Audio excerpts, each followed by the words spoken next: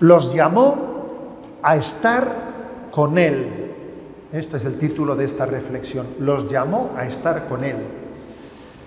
¿De dónde está tomado este título? Está tomado de Marcos 3, versículo 13 al 15. Allí el Evangelio narra lo siguiente. Jesús subió al monte, llamó a los que quiso, estos somos los que Él ha querido, y se fueron con Él. E instituyó 12 para que estuvieran con Él y para enviarlos a predicar y que tuvieran autoridad para expulsar demonios. De ahí viene la palabra eso de los llamó a estar con Él. Claro, desde nuestra perspectiva pragmática en la vida, ¿no?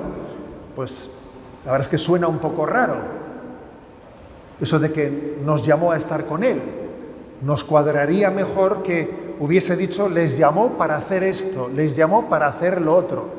Parece que una llamada es para tener una finalidad práctica. Sin embargo, lo que el Evangelio dice es, yo en primer lugar te llamo a estar conmigo. Luego ya veremos. Luego te enviaré, pero yo ahora te llamo a estar conmigo. Las prioridades del Señor son distintas a las nuestras. Lo primero es estar con Jesús, lo primero es estar con Él. Esto contrasta, ¿no? Contrasta a veces, ¿no? Con cómo nosotros juzgamos a las cosas. A veces, por ejemplo, pues cuando uno valora a un sacerdote de una parroquia, ¿qué es lo que suele valorar? Tenemos un párroco que es una máquina, que sube, que baja, que entra, que sale, que está siempre trabajando, Un momento. Lo primero que tiene que ser un sacerdote no es un máquina, sino un hombre de Dios. Un hombre de Dios. Alguien que tenga una profunda experiencia de Dios. Luego tendrán los dones que tenga, pero eso es lo primero. O por ejemplo, ¿no pasa también lo mismo en la vida familiar? ¿Qué es lo que más valoramos, ¿no? Pues, tengo un padre que es un trabajador, que trabaja muchísimo, trabaja por todos los hijos, pues mi madre, mi padre, trabajan y todos están siempre sirviendo a los hijos, sirviendo a los demás. Bien, eso está muy bien, pero lo primero es otra cosa.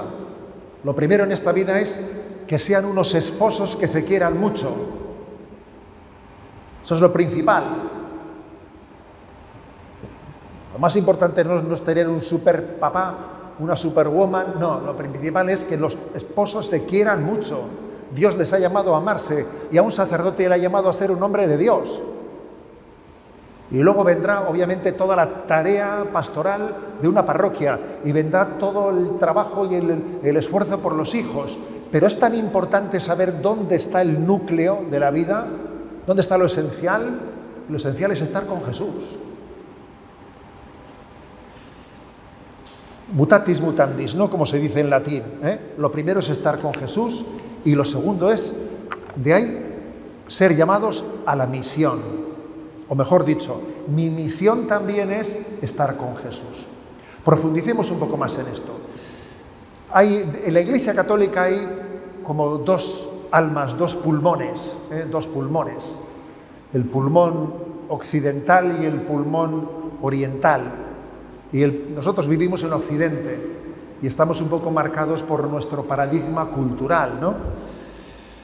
Y el paradigma cultural de la Iglesia occidental suele ser que es muy activa, que traduce su acción muy en obras sociales. La Iglesia pone en marcha colegios, hospitales, centros asistenciales. Todo eso está muy bien. Tiene un peligro, y el peligro es que podemos ser una ONG en la que al final nos olvidamos que lo principal y lo primero es ser la casa de Dios y el lugar del encuentro con Dios. Decía que hay como dos almas, el alma occidental, que es más activa, y el alma oriental. Los orientales en la Iglesia Católica, y también en la Iglesia Ortodoxa, son más contemplativos.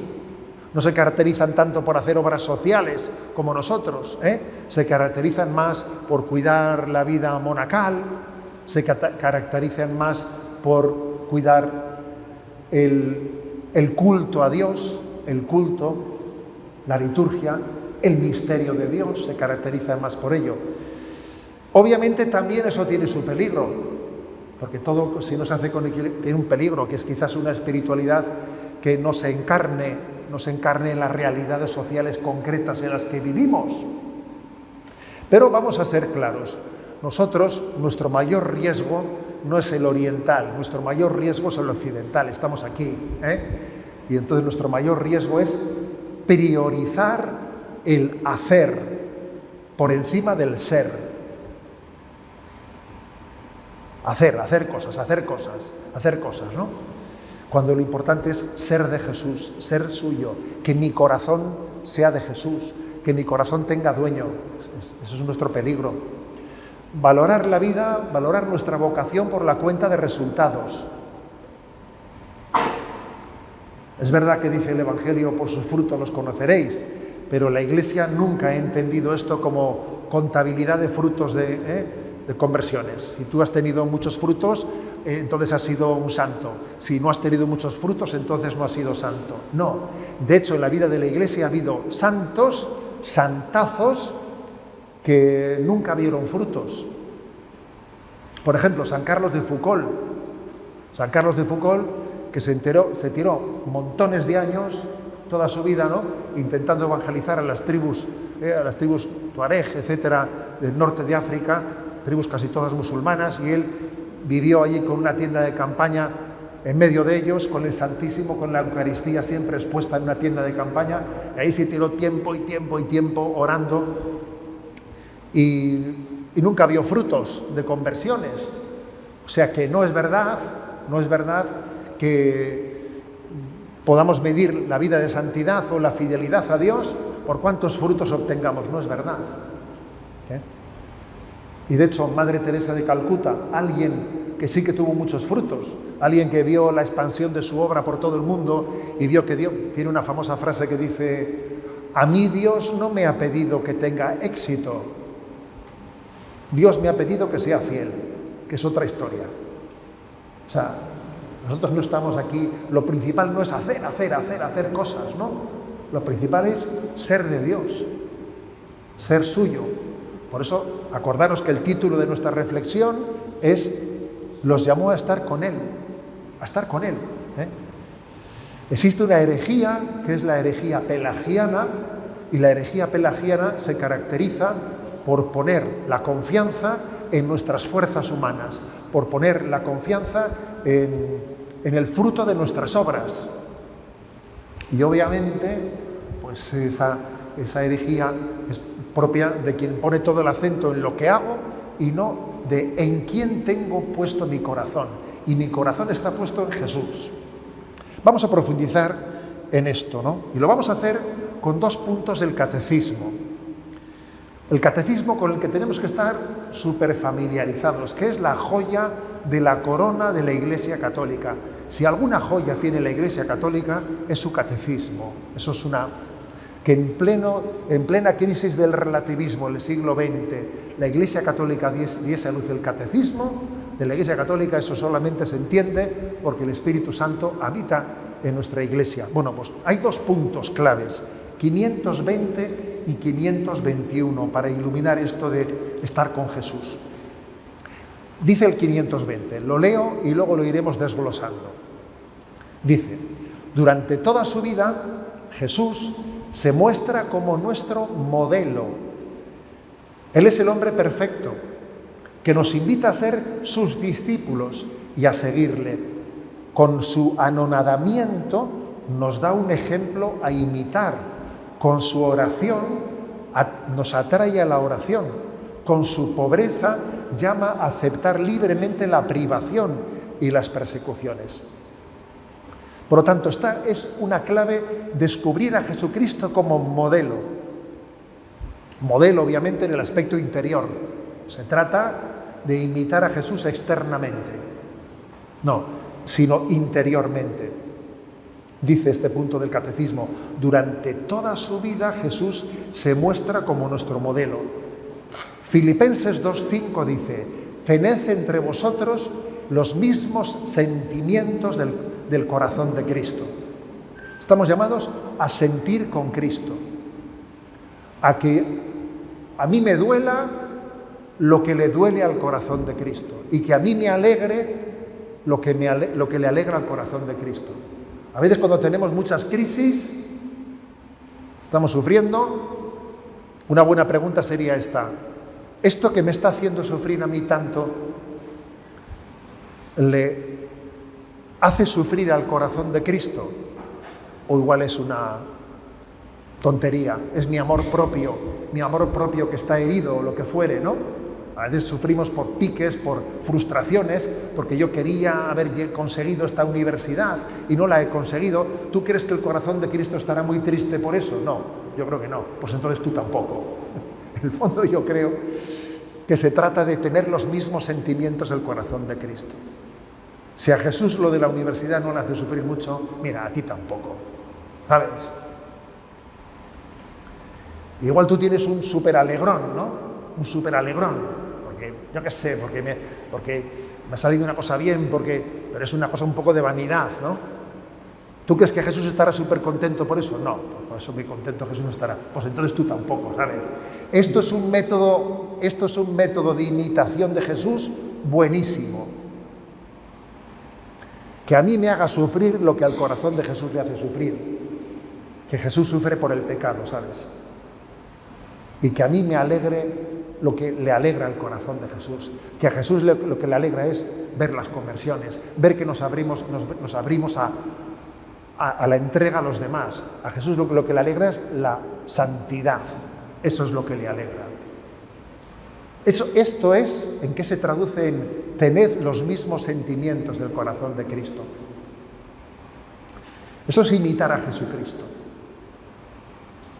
No sé si conocéis un librito que es posiblemente en los 2000 años de la Iglesia Católica uno de los bestsellers después de la Biblia.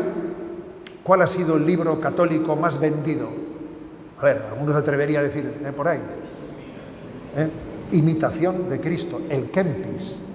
El pequeño librito es el Kempis, que además se suele vender en un formato de librito, no digo de bolsillo, sino de miniatura. Ese Kempis, ese librito pequeño, se llama el Kempis porque el autor fue Tomás de Kempis, pero el libro se llama Imitación de Cristo. Ese libro es una joya, es una joya. Algunos lo llevan en su bolsillito para de vez en cuando ir leyendo algún pensamiento, ¿no? Imitar a Jesucristo. ¿Se le puede imitar a Dios? ¿Dios es imitable? Eso es una pregunta, ¿no? Dios es imitable porque se encarnó, porque se hizo hombre. Precisamente se hizo hombre para que todo lo que Él predicaba pudiese hablar en nuestro propio idioma, para que entendiésemos el idioma de Dios. Él asumió el nuestro y tomó nuestra condición humana para ser en todo modelo para nosotros. Entonces, este punto del catecismo que hemos leído ahora concreta qué cosas específicamente debemos de imitar a Jesús. Y habla de tres. La primera, si habéis estado atentos, dice: con su anonadamiento nos da ejemplo para imitarle. Es decir, el ejemplo del abajamiento, de abajarse. Cuando Jesús hace el lavatorio de los pies, en la última cena dice: pues si yo, que soy el Maestro y el Señor, os he lavado los pies a vosotros, también vosotros debéis de lavaros los pies unos a otros. Os he dado ejemplo para que lo que yo he hecho con vosotros, vosotros también lo hagáis. Es decir, la primera gran enseñanza que Dios nos da es el abajamiento. Dios, siendo Dios, se hizo hombre. No hizo alarde de su categoría de Dios. Al contrario, se despojó de su rango y pasó por uno de tantos. Con lo cual, a nosotros Jesús nos da un modelo de imitación que es totalmente el contrario al de la soberbia. Yo quiero estar siempre en primer lugar. Yo quiero tener el protagonismo. Yo quiero. Antes os he hablado de San Carlos de Foucault, ¿verdad? Que es todo un santazo, ¿eh? San Carlos de Foucault tenía una frase muy famosa en la que él decía, ¿no? Mi aspiración en esta vida es a ocupar el penúltimo puesto, porque el último está ocupado, es de Jesús, ese ya no se le puede quitar. El último puesto lo ocupó Jesús. Yo aspiro al penúltimo, decía él. Y obviamente se está refiriendo a que Jesús, siendo de condición divina, pasó por uno de tantos, se puso su abajamiento, ¿no? Su abajamiento es para nosotros un modelo. Luego, frente a la tentación de la soberbia, de querer quedar siempre por encima de los demás, frente a esa tentación del prestigio, del poder, porque esto es tremendo, ¿eh? Es increíble, por ejemplo, la que se está montando en España por buscar el poder y el prestigio. Vaya espectáculo. Todo se puede llegar a vender y a comprar con tal de que yo esté encima mandando. Vaya espectáculo. Jesús justamente nos da el ejemplo contrario, el abajamiento, el siendo Dios tomar la condición de esclavo. Imitar a Jesucristo es asumir esta máxima evangélica. Clave, definitiva. ¿Eso en qué se traduce? Por ejemplo, San Ignacio de Loyola lo tradujo, ¿no? En todo amar y servir. Siempre buscar el servicio. Siempre buscar, Dios entró al mundo por la puerta de servicio. Siempre buscar el último puesto. La verdadera espiritualidad es la que también hace esto, ¿eh? Porque puede haber una espiritualidad en la que, no sé, de alguna manera nos enroscamos en una espiritualidad que nos evadimos y eso nos parece que estamos por encima de los demás y entonces, como si no fuesen nuestros los puestos de servicio. No, cuanto más cerca está uno de Dios, más abraza los puestos de servicio. Conocía una religiosa que era muy graciosa ella, y decía ella, sí, aquí mucho rezar, pero a la hora de coger la escoba siempre somos las mismas, ¿no? Decía ella, ¿no? A ver, pues es así. Eso de ser el primero sirviendo, ser el que ocupe los últimos lugares, eso es clave. ¿Sabéis que la Madre Teresa de Calcuta, cuando iba de visitas por todas las casas de sus hijas, por el mundo, cuando le daban una habitación, ¿no?, para que ella se alojase, siempre elegía la habitación más cercana a los servicios, a los váteres, para encargarse ella de limpiarlos? Era la Madre General. Era la Madre General que iba visitando a todos los conventos. Pero ella, cuando estaba de visita como Madre General, decía, de limpiar los váteres me encargo yo. Es una verdadera imitación de Jesucristo, que se presenta como el siervo de los siervos, que se pone de rodillas y lava los pies a sus discípulos, ¿no? Esa es toda una clave. Renunciar a nuestra comodidad, renunciar a buscar siempre, pretender ser el protagonista, el que da bien,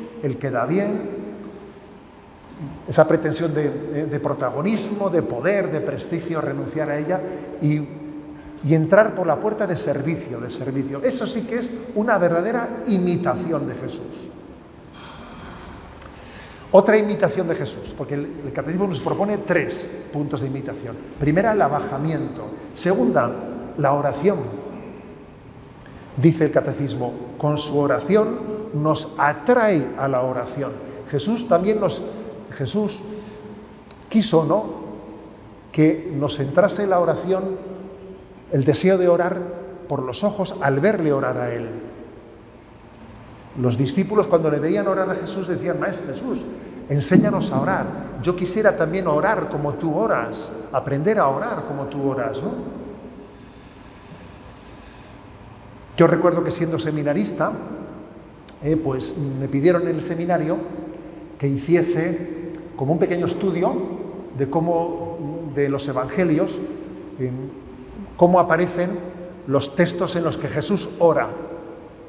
Eso yo lo hice con 18 o 19 años y lo tengo clavado, porque cogí los evangelios y fui allí repasando página por página todos los pasajes en los que dice que Jesús oraba, ¿no? ¿Y sabéis qué descubrí? Pues que fundamentalmente hay 3 tipos de oraciones de Jesús. Una es en las que Jesús se retiraba a unos lugares apartados para tener una oración larga con el Padre.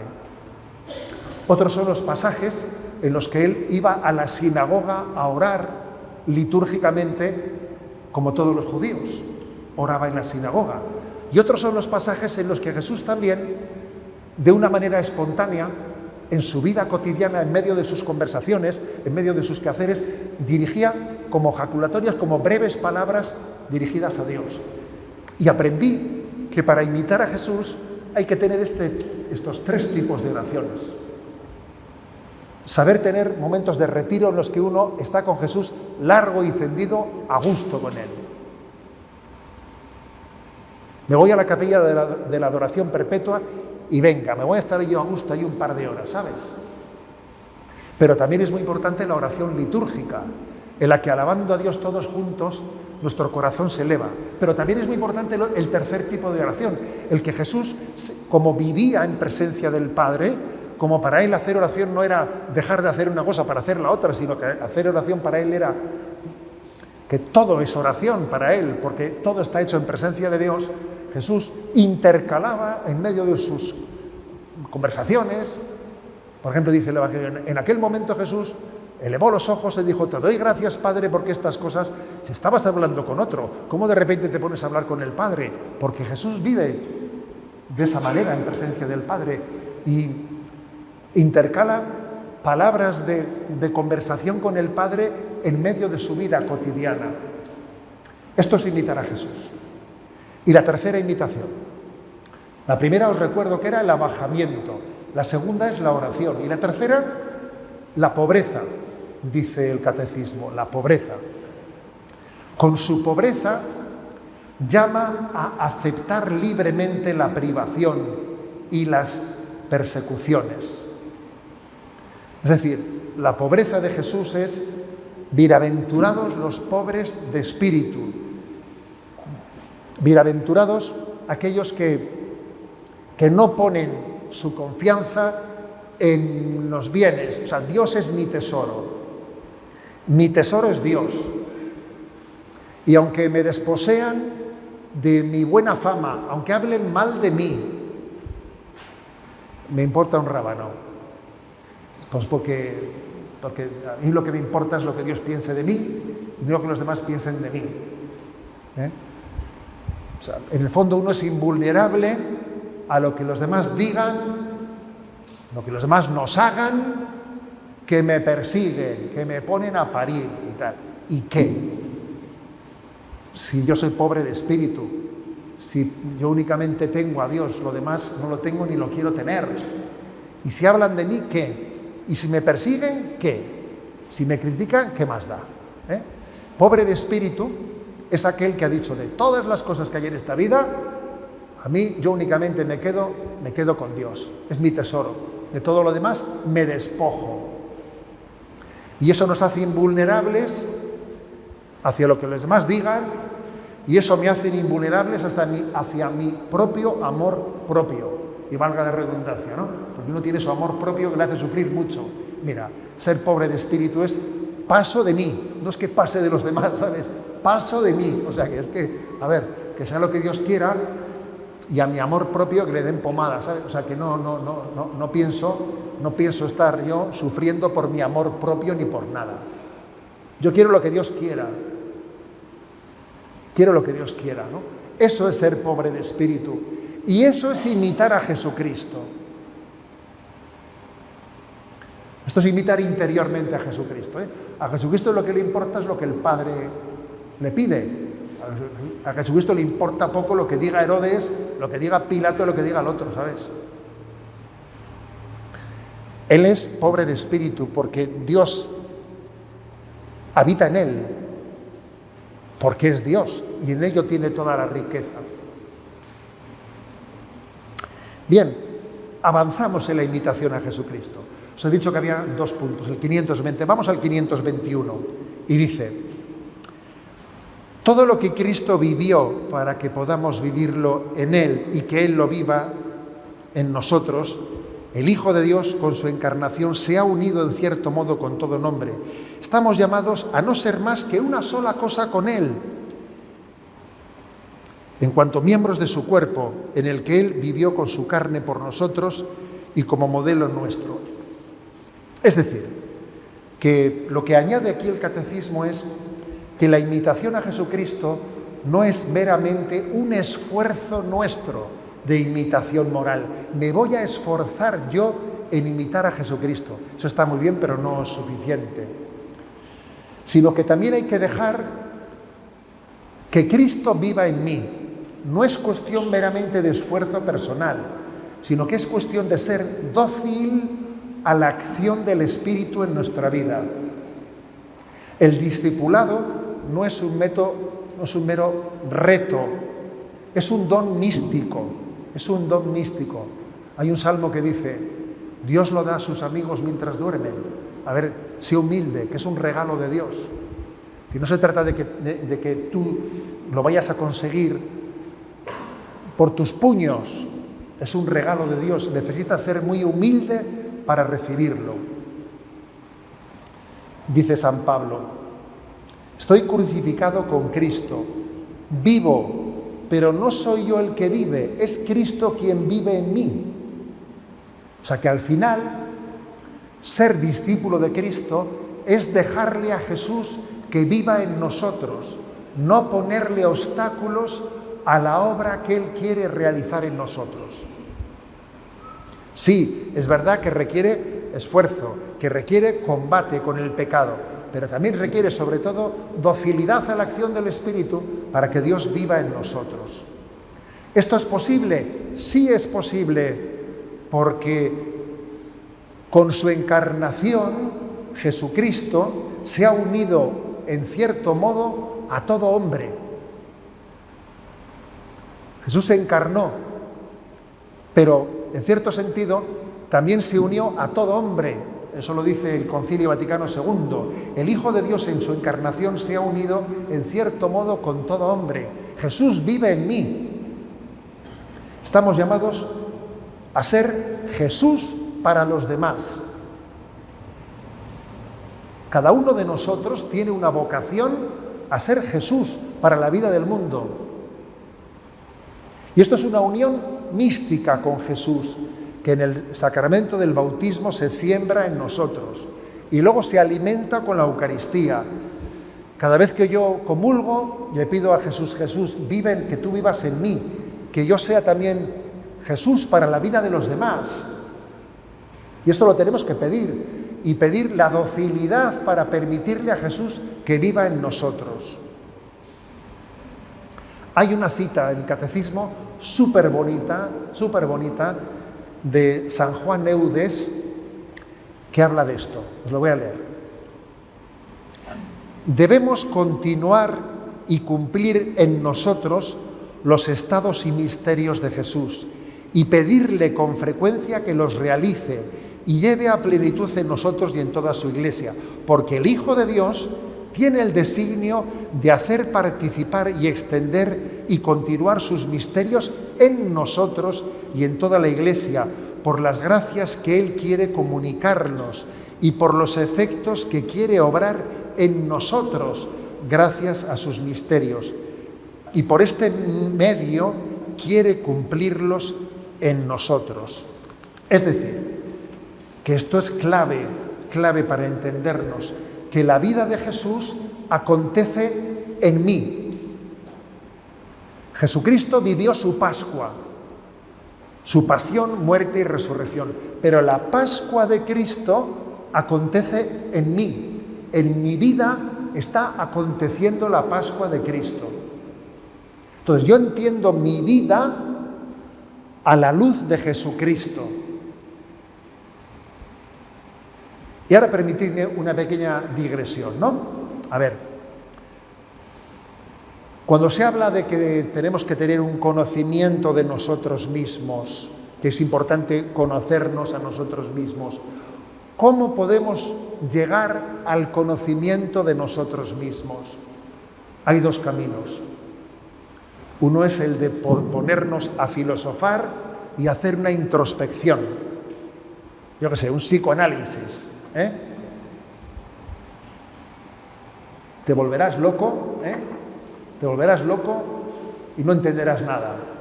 Pero es un método, el método de la introspección.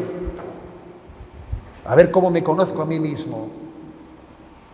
Y harás teorías que no tienes ni idea si lo que estás diciendo de ti mismo se aproxima a la realidad. Porque conocerse a sí mismo es complicado, ¿sabéis? Hay otro método que es adentrarnos en la vida de Cristo para comprender la nuestra. No te james el tarro con respecto a ti mismo. A ver, no te james el tarro. Conoce a Jesucristo, conoce su vida, mira sus misterios, mira su Pascua, su pasión, muerte y resurrección, y en él descubrirás tu vida. Jesucristo nos revela nuestra propia vida. Conociendo a Jesucristo conocemos nuestra vida. Dice Santa Teresa de Jesús: a mi parecer, jamás llegaremos a conocernos a nosotros mismos sino conociendo a Jesucristo. ¿Quieres conocerte a ti mismo? Conoce a Jesucristo. Lee el Evangelio y ve en Jesucristo. Tú no leas el Evangelio como quien ve algo que le pasó a otro, como quien ve un espectáculo. No. Tú lee el Evangelio y en él conoce tu vida. Porque Cristo vive en ti. Y el misterio de Jesús se está realizando en tu propia vida. Entonces la cosa, esto es muy clave, ¿no? Tenemos, por lo tanto, que... Voy a hacer un pequeño resumen, ¿no? Resumiendo, decíamos al comienzo, los llamó a estar con Él. Tenemos que ser verdaderos imitadores de Jesucristo y le imitamos en su abajamiento y le imitamos en su oración humilde y le imitamos también en su pobreza de espíritu. Pero no se trata únicamente de esforzarme yo en imitar a Jesucristo, que claro que hay que esforzarse, sino se trata también de tener la fe y la docilidad al Espíritu para que Jesús viva en nosotros y seamos conscientes de que el misterio de Jesucristo acontece en nuestra vida. La vida de Jesús está aconteciendo en nosotros. Y somos Jesús, cada bautizado es Jesús para la vida del mundo. Esta noche vais a salir a evangelizar. Saldréis por las calles y haréis una propuesta del Evangelio. Hay algo que os voy a decir que es impresionante, que es que posiblemente la Biblia más cercana que muchas personas con las que os vayáis a encontrar, la Biblia más cercana que han tenido en toda su vida, vas a ser tú. Tú igual vas a ser el momento en el que esa persona ha tenido más cerca a Jesús de él. Ha tenido la palabra de Jesús. ¿Cuándo ha estado más cerca de esa persona? Quizás esta noche. Porque tú eres Jesús. Jesús vive en ti y quiere llevar su palabra a estas personas, ¿no?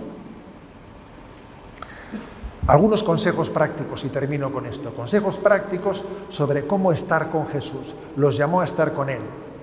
Obviamente, una vida de oración seria.